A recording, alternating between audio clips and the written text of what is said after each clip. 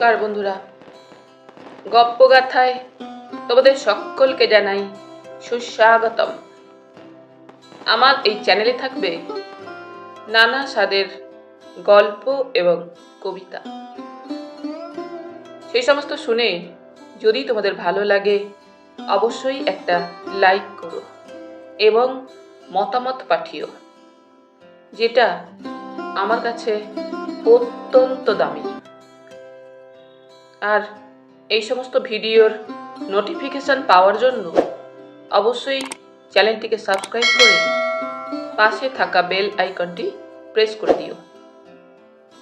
তাহলে চলো শুরু করা যাক আজকের গল্প।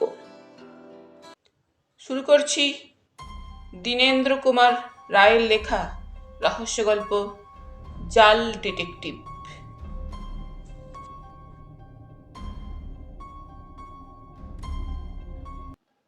চাকরির উপর আজীবনকাল আমার ঘৃণা। বাবা বিস্তর অর্থ ব্যয় করিয়া আমায় কিঞ্চিত লেখাপড়া শিখাইয়াছিলেন।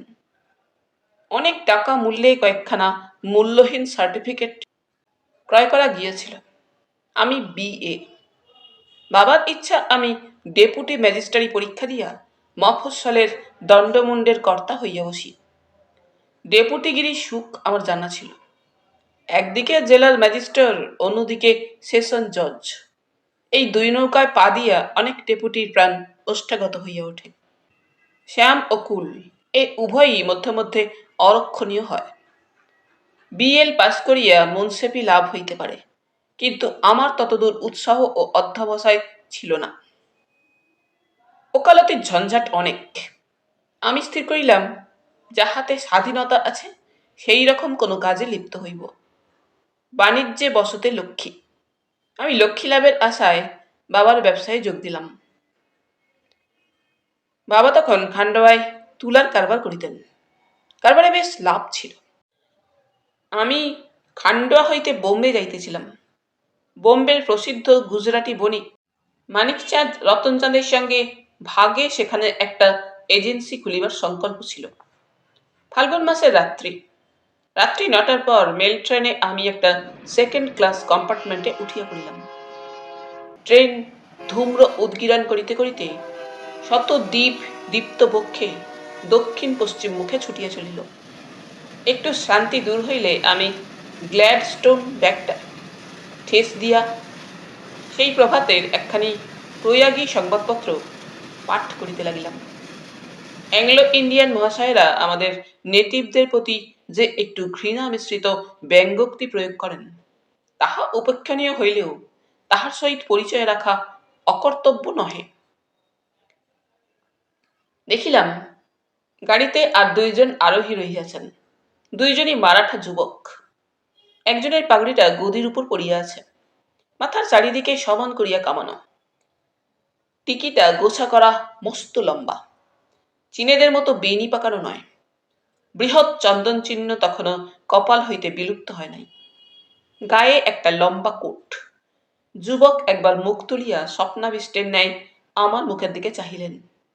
নীল চশমার সোনার ফ্রেম উজ্জ্বল গ্যাসলোকে ঝকমক করিয়া উঠিল। তাহার পর তিনি পূর্ববৎ বাহিরের চন্দ্র মাসালিনী যা মধু যামিনীর দিকে চাহিয়া রইলেন। আর একজন যুবক সাহেবী পোশাক পরা। তিনি নিবিষ্ট চিত্তে একখানা ইংরেজি খবরের কাগজ পড়িতেছিলেন। পাশের সংক্ষিপ্ত সংস্করণের মতো মোটা একটা বিকটাকার চুরুট জ্বলিয়া জ্বলিয়া কুণ্ডলীকৃত ধূম উদ্গীরণপূর্বক সাহেবের সংবাদপত্রে মনোসংযোগের পরিচয় প্রদান করিতেছিল। লোক দুইজন আমার সমবয়স্ক বলিয়া বোধ হইল। আমি বাঙালি মানুষ, গাড়িতে নতুন লোক দেখিলেই ফস করিয়া বলিয়া ফেলি, মশায়ের কোথায় যাওয়া হইবে? নিবাস এবং বাপের নাম জিজ্ঞাসা করা অনেকদিন আউট অফ ফ্যাশন হইয়া গিয়াছে। এটিকেট আইন জারি হইয়া নিবাস ও বাপের নাম প্রভৃতি অনেক শ্লীল জিনিস অশ্লীলের মতো পরিত্যক্ত হইয়াছে। ইউরোপে যাহাদের গৃহ এবং পিতার নাম উভয়েরই অভাব আছে, তাহাদের কাছে এরূপ প্রশ্ন অত্যন্ত অশ্লীল কৌতূহল বলিয়া পরিগণিত হইতে পারে। কিন্তু আমরা এখন সাহেব হইয়াছি, সুতরাং আমি চুপ করিয়া কাগজই পড়িতে লাগিলাম। অনেকক্ষণ পরে যে যুবকটি কাগজ পড়িতেছিল তিনি তাহার কাগজখানা হাতে লইয়া উঠিয়া আসিলেন। ইংরেজিতে বলিলেন, মশাই, আমার এক্সকিউজ করিবেন, আপনার কাগজখানা বোধ করি পড়া হইয়াছে। আমরা পরস্পর কাগজ বদলাইতে পারি কি? আমি হাসিয়া বলিলাম, অনায়াসে। মুহূর্ত মধ্যে তাহার বোম্বে হেরাল্ড নামক সংবাদপত্র আমার হাতে আসিল। আমার প্রয়াগী কাগজ লইয়া তিনি সস্থানে গিয়া বসিলেন। কাগজখানা হাতে লইয়াই দেখিলাম এক কোণে একটা নীল পেন্সিল দিয়া ইংরেজিতে লেখা আছে, আমি বোম্বের একজন ডিটেকটিভ। আমাদের অন্য সহযাত্রীটি বিট্টলরাও খাড়ে। আপনি জানেন খাড়ে কে? তাহাকে গ্রেপ্তার করিবার জন্য বোম্বে ওয়ারেন্ট রহিয়াছে, কিন্তু সেখানে পৌঁছিবার পূর্বেই ইহাকে গ্রেপ্তার করা আবশ্যক। আপনার সাহায্যের প্রয়োজন হইবে। বড়হাউপুরের রিফ্রেশমেন্ট রুমে এই সকল কথা হইবে। বিট্টলরাও খাড়ে বোম্বের প্রসিদ্ধ জহরত ব্যবসায়ী সাপুরজি জাহাঙ্গীরজির দোকান হইতে 20,000 টাকা দামের একখানে হীরক যে চুরি করিয়াছে। চুরি বাটপাড়িতে বোম্বে অঞ্চলে সে সময় কেহই বিট্টল রাওয়ের সমকক্ষ ছিল না। আমার সঙ্গেও কিছু টাকা কড়ি ছিল। ভাবিলাম, আচ্ছা বদমাইশির সঙ্গে এক গাড়িতে উঠা গিয়েছে। মনটা বড়ই অপ্রসন্ন হইল। কাগজে মনঃসংযোগ করিতে পারিলাম না। দুই একবার বক্র দৃষ্টিতেই বিট্টল রাওয়ের দিকে চাহিলাম। প্রায় 1 মাস হইতে সে সতর্ক পুলিশের চক্ষে ধুলি নিক্ষেপ করিয়া বেড়াইতেছে। তাহার সঙ্গে সঙ্গে যে ডিটেকটিভ ঘুরিতেছে, হয়তো সে তাহার কিছুই জানে না, কিন্তু তাহার চক্ষে চশমা, মুখে একটু উদ্বেগের চিহ্ন ধরিতে পারিলাম না। সংবাদপত্রে তাহার কথা লইয়া হুলস্থুল করিয়া গিয়াছিল। এমনকি আমি যেদিনের কথা বলিতেছি সেদিনও বোম্বে হেরাল্ডে তাহার সম্বন্ধে একটা প্যারা দেখিলাম। পুলিশের কর্তব্য কার্যে শিথিলতা দেখিয়া সম্পাদক মহাশয় অনেক আক্ষেপ করিয়াছেন। রাত্রি 10:30টার সময় ট্রেন স্টেশনে পৌঁছিল। 5 মিনিট এখানে গাড়ি থামিবে। এখানে রিফ্রেশমেন্ট রুমে না জানি কি দায়িত্বভার ঘাড়ে পড়িবে। আমি ভারী চঞ্চল হইলাম। গাড়ি প্ল্যাটফর্মে দাঁড়াইতেই সেই বোম্বে হেরাল্ডখানা পকেটে ফেলিয়া আমি ভোজন গৃহে প্রবেশ করিলাম। অনতি বিলম্বে ডিটেকটিভ মহাশয় আমার সঙ্গে যোগদান করিলেন। ডিটেকটিভ যুবক অতি নিম্নস্বরে বলিলেন, খুব সাবধান, যাহাতে আসামির সন্দেহ হয় এমন কোনো ব্যবহার করিবেন না। এখন পলাইলে তাহাকে গ্রেপ্তার করা কঠিন হইবে। ভূসওয়াল স্টেশনে বোধহয় তাহার কোনো বন্ধু আসিয়া জুটিবে। সে জব্বলপুর হইতে টেলিগ্রাম করিয়াছে, খবর পাইয়াছি। তাহা হইলে এখন কি করা কর্তব্য? আমি এই কথা জিজ্ঞাসা করিলাম। বদমাইশের দল বৃদ্ধি হইবার আগেই তাহাকে আটক করা দরকার। ট্রেনে উঠিয়াই ইহাকে বাঁধিয়া বেঞ্চির নিচে ফেলিয়া রাখা যাইবে। তারপর ভূসাওয়ালে যদি তাহার কোনো বন্ধু আসে, তাহার গতিবিধির দিকে দৃষ্টি রাখিয়া আবশ্যক হইলে তাহাকেও অ্যারেস্ট করিবার ব্যবস্থা করিব। আমি জানি না বামাল কাহার কাছে আছে। এই বামালের জন্যই আমাদের অধিক চেষ্টা। আমি বলিলাম, যদি এই গাড়িতে অন্য প্যাসেঞ্জার ওঠে তাহা হইলে তো আমাদের কাজের ব্যাঘাত জন্মিতে পারে। ডিটেকটিভ উত্তর দিলেন, এই গাড়িতে অন্য লোক উঠিবে না। আমি তাহার বন্দোবস্ত করিয়াছি। আর সময় নাই। আমি চামড়ার একটা স্ট্র্যাপ কিনিয়া লই, বাঁধিতে দরকার হইবে। লোকটা ভারী জওয়ান, দরকার হইলে সাহায্য করিবেন। আমি হাসিয়া বলিলাম, অবশ্য। ব্যাপারটা ক্রমে রোমান্টিক হইয়া উঠিতেছিল। এই যে আস্ত একখানা উপন্যাস। ট্রেন ছাড়িবার ঘণ্টা পড়িল। আমরা প্ল্যাটফর্মে বাহির হইয়া আসিলাম। গার্ডকে জিজ্ঞাসা করিলাম, ট্রেন ভূসাওয়ালে কটার সময় পৌঁছবে? গার্ড বলিল, 12:05। বুঝিলাম নিশীথ রাত্রে। এই দ্রুতগামী মেল ট্রেনের মধ্যে উপন্যাসের আর এক পরিচ্ছদ আরম্ভ হইবে। বিট্টলরাও প্ল্যাটফর্মে পদচারণা করিতেছিল। ট্রেন ছাড়িবার সময় গাড়িতে লাফাইয়া উঠিল। ডিটেকটিভ ও আমি উভয়ে তাড়াতাড়ি একবার দৃষ্টি বিনিময় করিলাম। আমার বুকের মধ্যে ধপ ধপ করিতে লাগিল। এখনই একটা ছোটখাটো যুদ্ধ ব্যাপার উপস্থিত হইবে। আমি ভালো করিয়া বিট্টল রাওয়ের সর্বাঙ্গ দেখিয়া লইলাম। জুয়ানটি বড় কম নয়। ডিটেকটিভ লোকটা ক্ষীণকায়, আমিও তথৈবচ। দুজনে তাহাকে পারিয়া ওঠা দুষ্কর। ট্রেন ছোট ছোট গোটা 2-3 স্টেশন পার হইয়া গেল। ডিটেকটিভ এক মনে খবরের কাগজ পড়িতেছিলেন। সহসা তিনি উঠিয়া দাঁড়াইলেন, পকেট হইতে একখানা রুমাল বাহির করিয়া মুখ মুছিলেন। তাহার পর জানালার কাছে আসিয়া এক লাফে বিট্টল রাওয়ের উপর পড়িলেন। তাহার দুই হস্ত বিট্টল রাওয়ের উভয় স্কন্ধে এবং তাহার জানুদ্বয় বিট্টল রাওয়ের বক্ষের উপর চাপাইয়া দিলেন। বিট্টল রাও তাড়াতাড়ি তাহার দক্ষিণ হস্ত পকেটে ফেলিবে এমন সময় ডিটেকটিভ আমাকে বলিলেন, শিগগির আসুন, রাস্কেলের হাত দুখানা আটকাইয়া ফেলুন। আমি মুহূর্ত মধ্যেই দৃঢ় বলে তাহার উভয় হস্তের মণিবন্ধ চাপিয়া ধরিলাম। দেখিতে দেখিতে ডিটেকটিভ মহাশয় পকেট হইতে আর একখানা রুমাল বাহির করিয়া বিট্টল রাওয়ের মুখ ঢাকিয়া ফেলিলেন। রুমালে অত্যন্ত উগ্র ক্লোরোফর্মের গন্ধ। বিট্টল রাও প্রায় 1 মিনিট কাল আপনাকে মুক্ত করিবার জন্য প্রাণপণে চেষ্টা করিল। তাহার পর ক্লোরোফর্মে অভিভূত হইয়া অজ্ঞান হইয়া পড়িল। ডিটেকটিভ বলিলেন, নির্বিঘ্নে কার্যোদ্ধার হইয়াছে। আপনি ঠিক সময় আমাকে সাহায্য না করিলে নিশ্চয়ই ও পকেট হইতে রিভলভার বাহির করিয়া আত্মরক্ষায় প্রবৃত্ত হইত। জানালা খুলুন, শীঘ্র খুলুন, নতুবা ক্লোরোফর্মের গন্ধে আমরা আবার এখনই অজ্ঞান হইয়া পড়িব। তাই তো আমার মাথাটাও ঘুরিয়া উঠিয়াছিল। উৎসাহ ও উত্তেজনায় এতক্ষণ একথা মনেই ছিল না।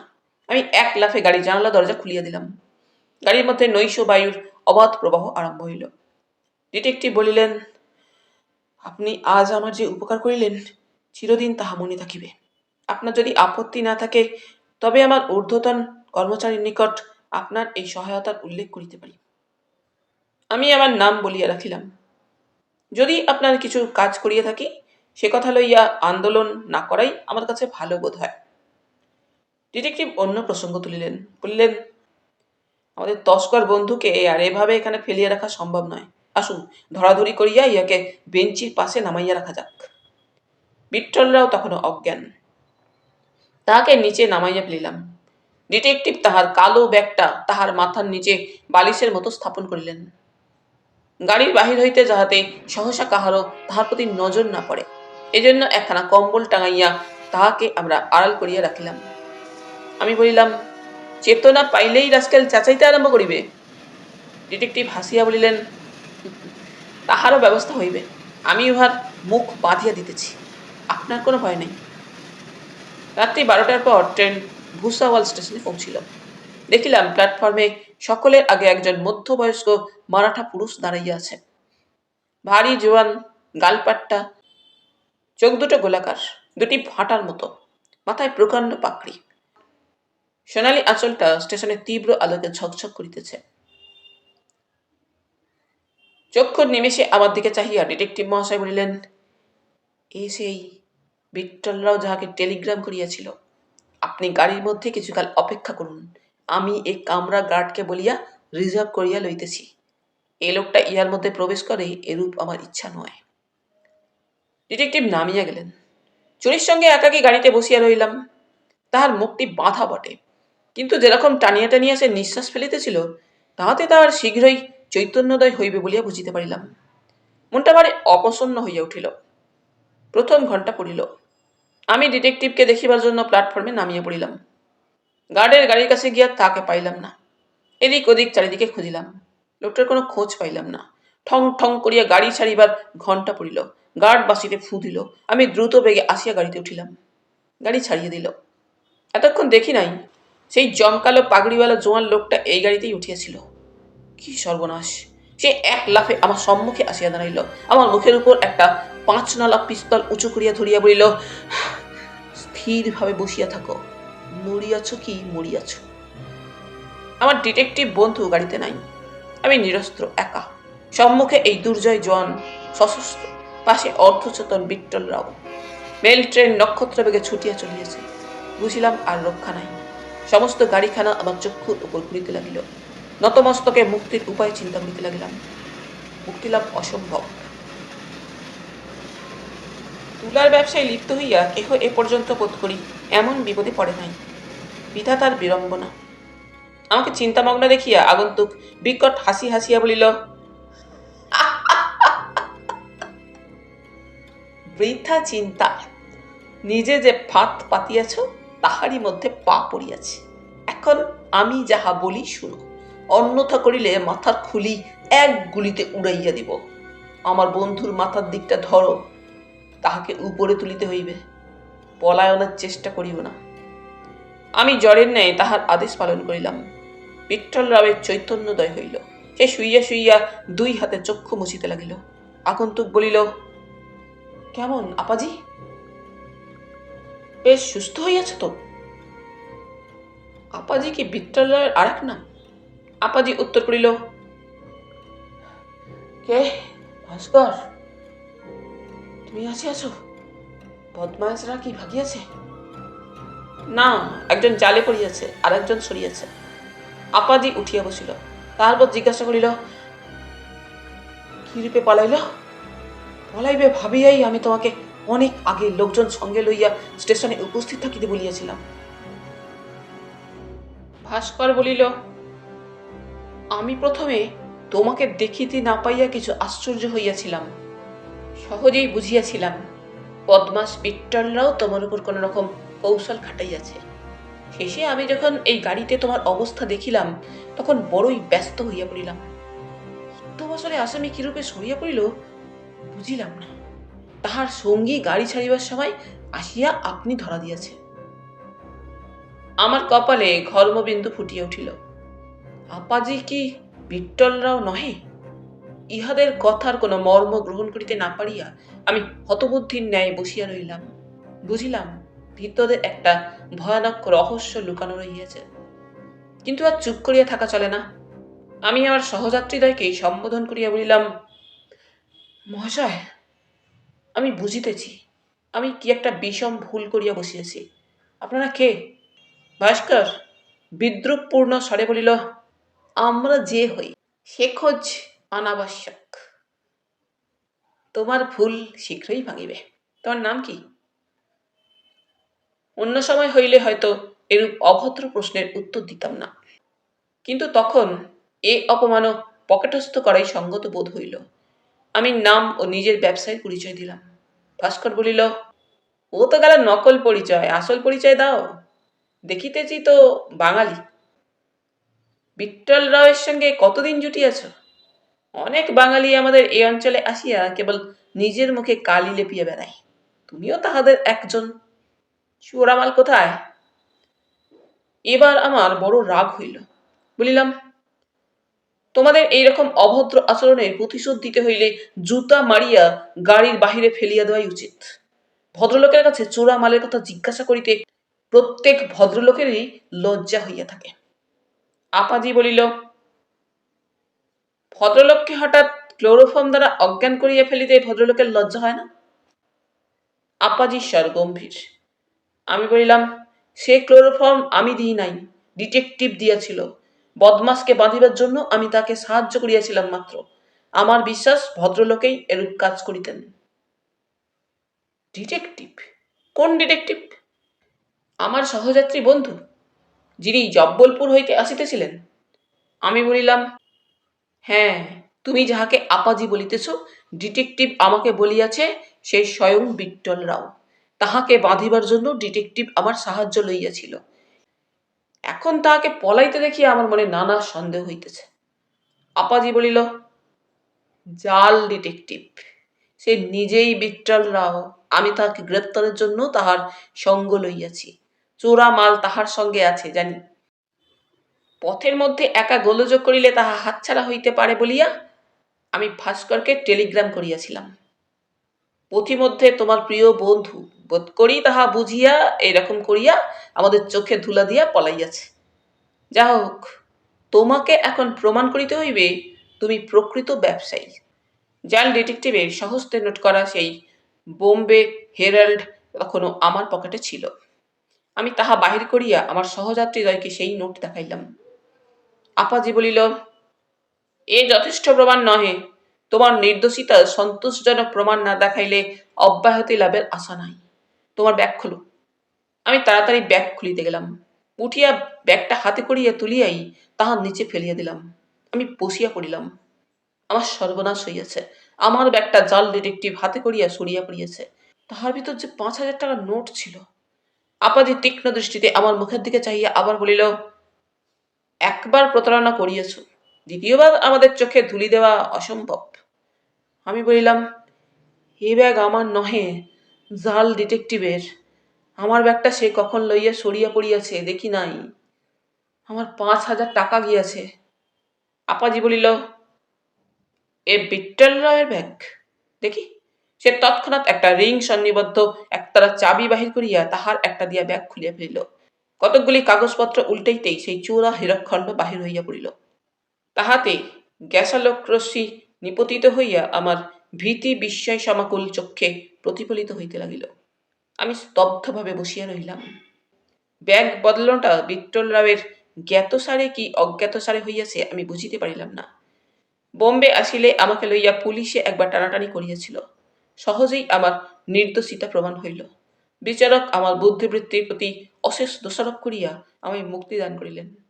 তাহার পর বিট্টল রাওয়ের আর কোনো সন্ধান পাওয়া যায় নাই। যত সময়ে সাপুরজি জাহাঙ্গীরজি তাহার হীরক ফিরিয়া পাইলেন। 5,000 টাকা খোয়াইয়া আমার কেবল কাদা মাখাই সার হইল। তাহলে বন্ধুরা, আজ এখানেই শেষ করলাম। আবার ফিরব পরের পর্বে। তোমরা সকলে খুব খুব ভালো থেকো। ধন্যবাদ।